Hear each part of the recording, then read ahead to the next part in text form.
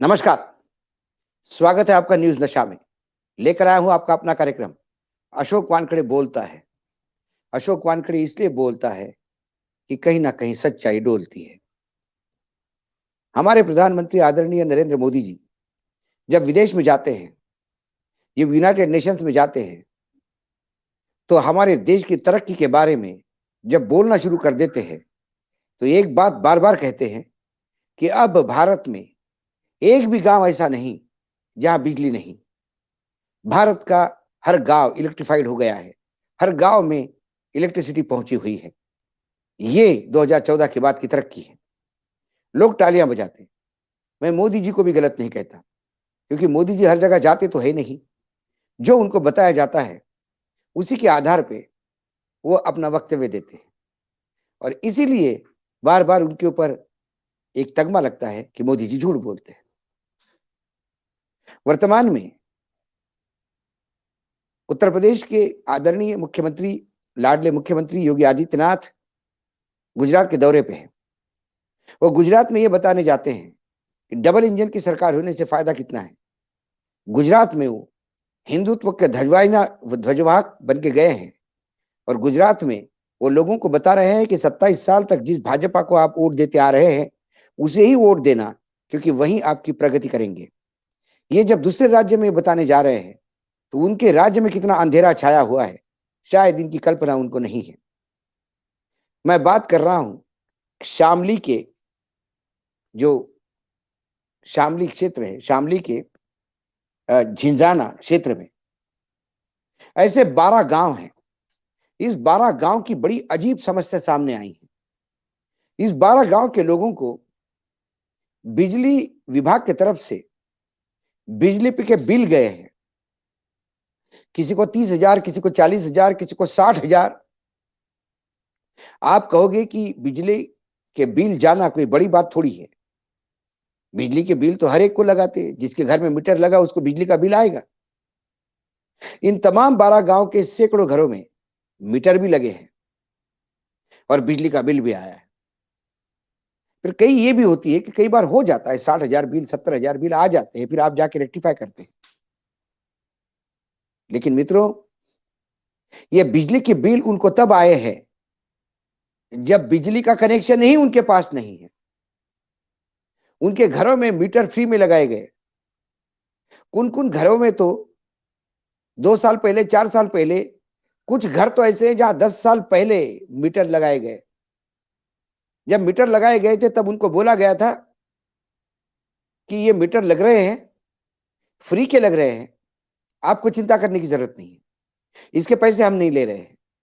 जब बिजली आ जाएगी और इसमें बिजली जब आपके घर में आ जाएगी तो फिर आपको बिजली का बिल आएगा, वो देय होगा। उसके बाद सालों निकल गए, बिजली का इंतजार करते गए। कई गांव ऐसे हैं कि उस गांव के आसपास बिजली के खंभे तक नहीं लगे हैं। ऐसा नहीं कि गांव में बिजली है लेकिन उस घर को नहीं मिली। पूरा गांव बिजली के से दूर है, क्योंकि वहां तक अभी तक लाइन ही खींची नहीं गई है, और ये सालों से चल रहा है। और अब इन 12 गांव में बिल आना शुरू हुए। लोगों को ये समझ में नहीं आता कि ये 60,000 का बिल नहीं देंगे तो मीटर लगा हुआ है, कहीं हम पे कोर्ट का केस नहीं हो जाए, पुलिस नहीं आ जाए और हमसे जबरदस्ती बिल वसूल नहीं किया जाए। तो ये जो गांव है उनके कुछ नाम भी मेरे पास आए हैं। खोकसा गांव है, अलाउद्दीनपुर एक गांव है, दूधली एक दूसरा गांव है, डेरा भागीरथ एक गांव है, नया गांव नाम का एक गांव है, पावरिया एक गांव है, और ऐसे कई आसपास के गांव हैं जहां मीटर लगे सालों हो गए लेकिन बिजली अभी तक नहीं पहुंची। मीटर लगने के बाद भी बिजली नहीं पहुंचती, ये खबर तब आई जब इनको बिजली के बिल गए। मैं धन्यवाद देता हूं जिस भी महामूर्ख महामहिम ने ये बिजली का बिल जनरेट किया होगा। जहां बिजली ही नहीं दी वहां आपने बिजली का बिल दे दिया। लेकिन कम इस बहाने देश के सामने ये बात तो आई कि इस भारत में कई गांव ऐसे हैं, सैकड़ों गांव ऐसे हैं जहां तक अभी तक बिजली नहीं पहुंची। तो प्रधानमंत्री का दावा एक ढकोसला है, एक दावा जो हमारे मुख्यमंत्री कहते हैं कि 5 साल उन्होंने राज किया और राम राज्य की स्थापना की, और 5 साल और उस राम राज्य को सुपरफाइन करने में उनको दुनिया ने, देश ने दिए है, राज्य ने दिए। उस राज्य की ओरिजिनल हकीकत यह है कि जो इलेक्ट्रिफिकेशन ऑफ विलेजेस हम कहते हैं, जो हमारे मंत्रालय, जो हमारी विधान पर लोकसभा में कहा जाता है, ऊर्जा मंत्रालय कहता है कि हमने पूरे गांव में इलेक्ट्रिसिटी दे दी है। इन्होंने मात्र मीटर लगा के खानापूर्ति की है।